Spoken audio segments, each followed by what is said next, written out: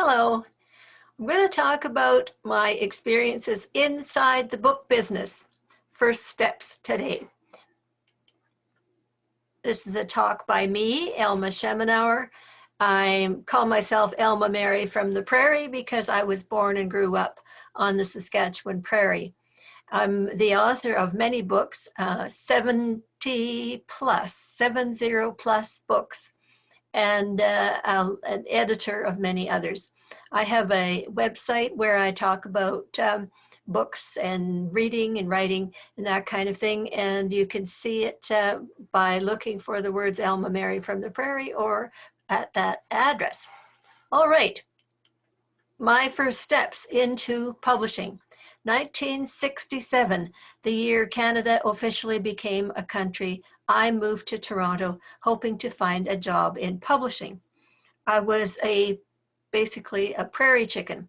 I hadn't had much experience with big cities, but I thought, well, that's where publishing is happening and I wanted to be part of it. So I went looking for a job.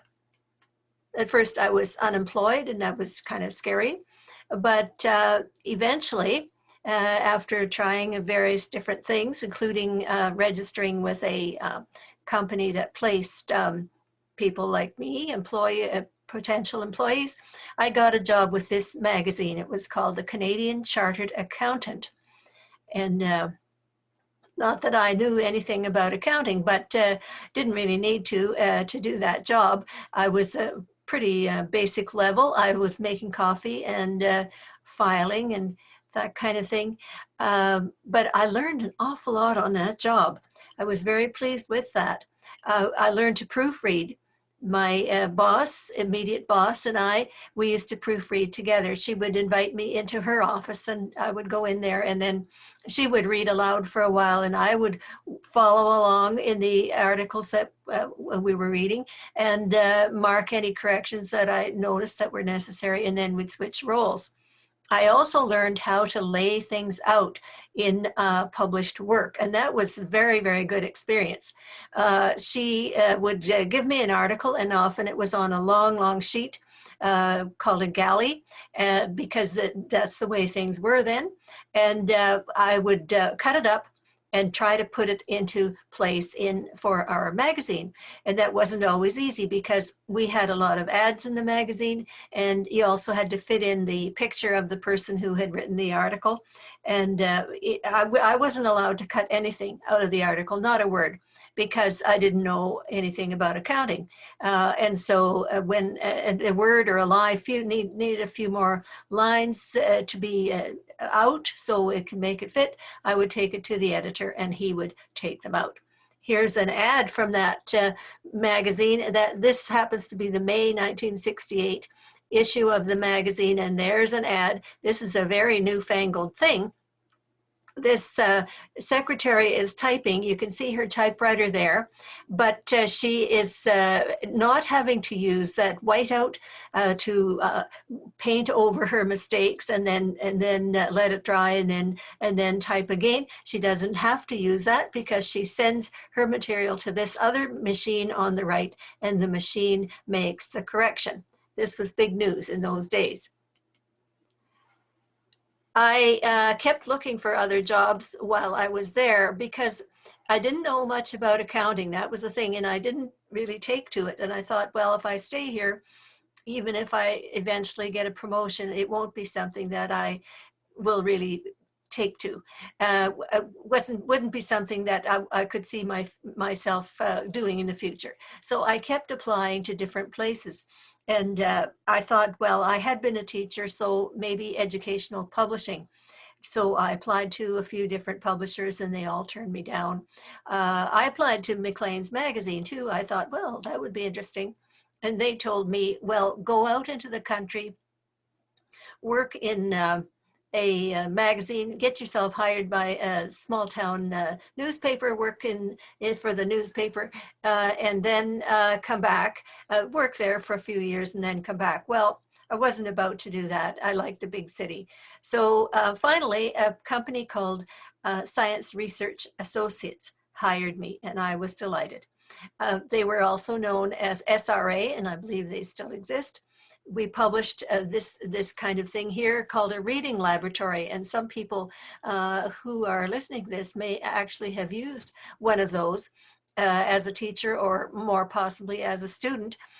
They had cards in them, or folders, and each folder had a story or an article, and then it would be accompanied by questions and exercises, and the point was to develop the students' reading skills.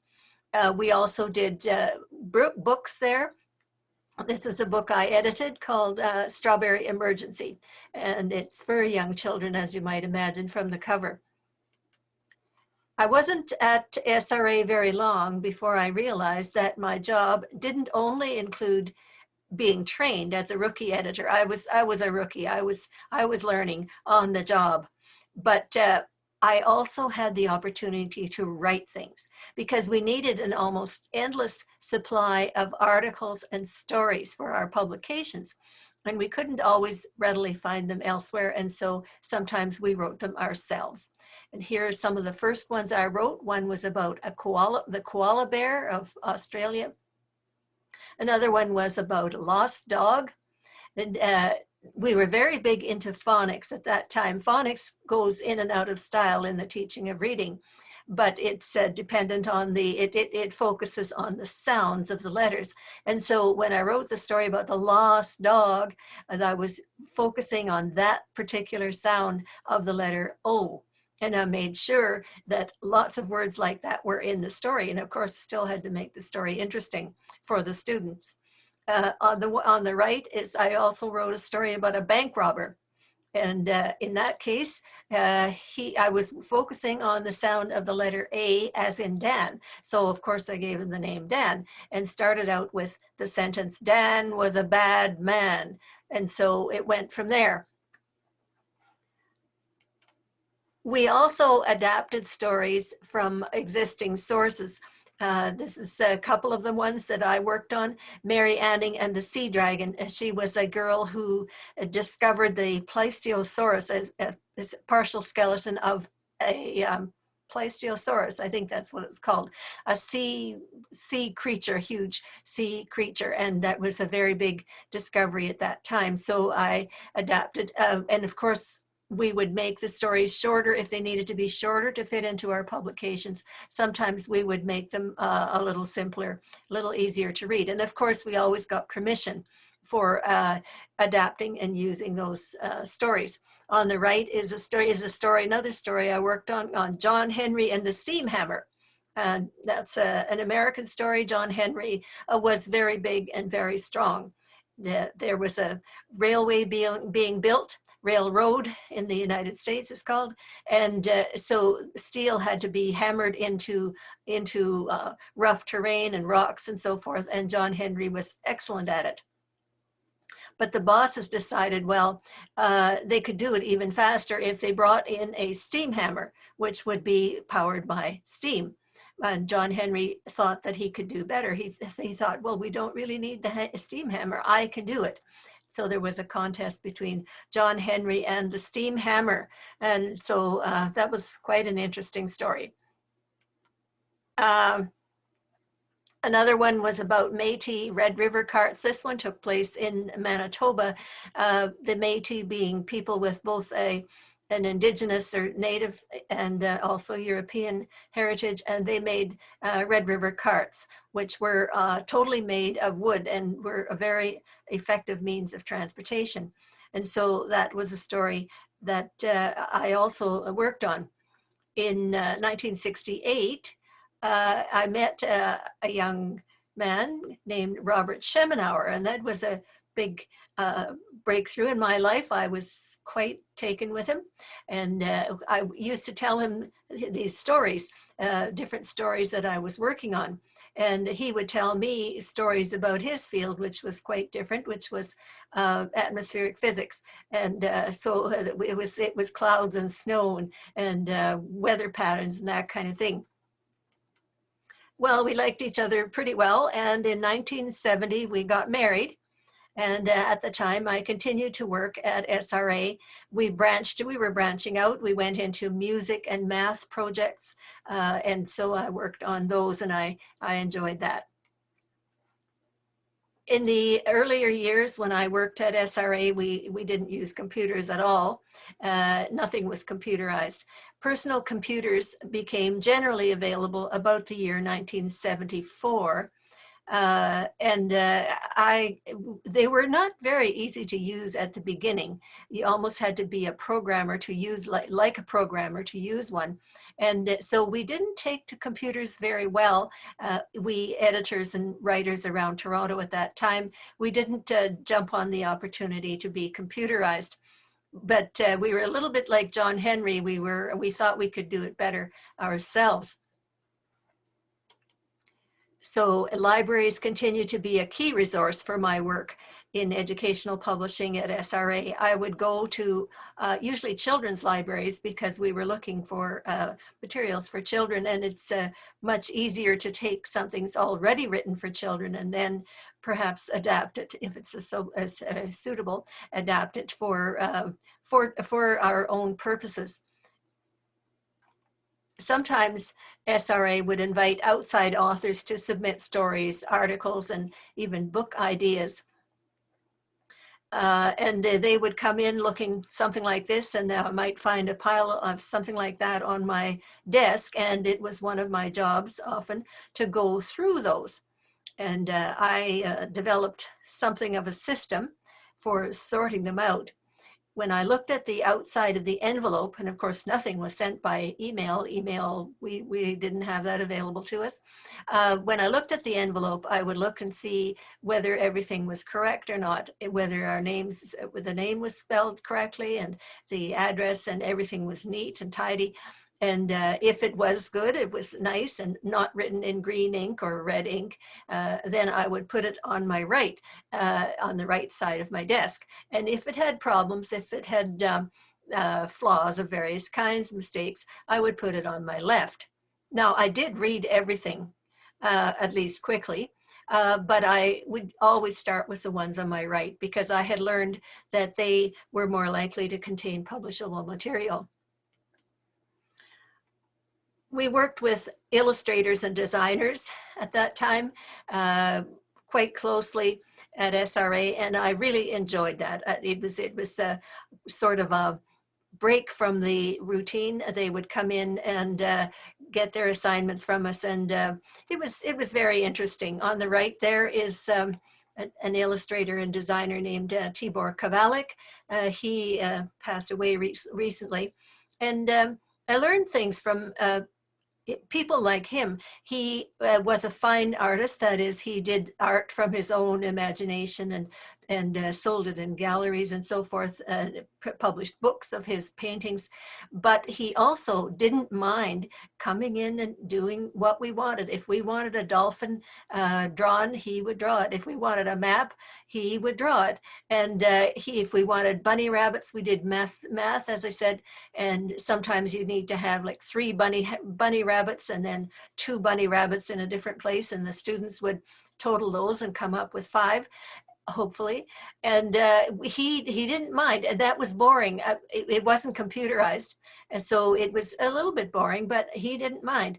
And it taught me something. You know, sometimes we want to do our own thing, our own things that challenge us and use our abilities to their fullest extent. But sometimes we have to do other things as well in order to make a living and feed our families. I spent 8 years at SRA, and I decided at the end of that time to leave and go freelance, meaning that I would work for whatever publishing company I could convince to hire me. By that time, I knew a lot of the publishers in Toronto, had been acquainted with them. And I thought, well, I'm not going to go until I think I have some idea of getting a job, getting some work. So I visited publishers' booths at conferences. I went to conferences about educational publishing and reading and that kind of thing. And then they almost always had these booths where the publishers were trying to sell their books and other materials. And so I went there and saw a publisher I had never heard of before. It was called Globe Modern Curriculum Press. And there was a salesman there. I talked to him, and he said, yes, we're new in Toronto. We're just starting. And so I gave him my spiel and told him that I wanted to I was looking for editorial work and wondered if his company might have something. Well, he said, you come in and have a little chat with the president. So I went, and it was kind of spooky because the building they had a big space, but the offices were all empty. I could see that because the doors were open and all these empty offices were there, but they did have a receptionist, and the salesman was there, the one I had met before, and the president. And so I went into the president and gave him my story about what I was able to edit. And I will never, ever forget that moment, because he said, well, we thought you might like to write some books for us. I couldn't believe it. I just couldn't believe it. I had written stories and articles, sure, and I had them published in SRA publications, but I had never written a book. Nobody had even suggested that I might be able to do such a thing. So I was quite pleased. He had an old envelope on his desk, and he started making notes about some of the things that we could do in this book. And then it started to grow into a series of books and how we could do this series of books. I was right in there. I had suddenly had lots of ideas. I was inspired. And so I left there very, very excited, and had also found a couple of other possibilities of work, and then made the break and went freelance. The year was 1976, the year of 200 years after America's Declaration of Independence. And there I am as a freelance writer, and writer and editor, and as you can see, it's very hard work, but shoes are optional.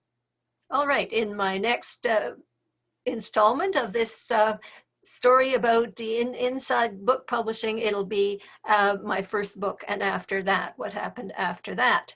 Again, this has been a talk by me, Elma Mary from the Prairie. My website, there's my YouTube channel address, where you can see other things about writing and editing, and also my blog, which is called Elma's Almanac. And there's the address of it there, and you can possibly find it with those words as well. Okay, thank you very much for listening.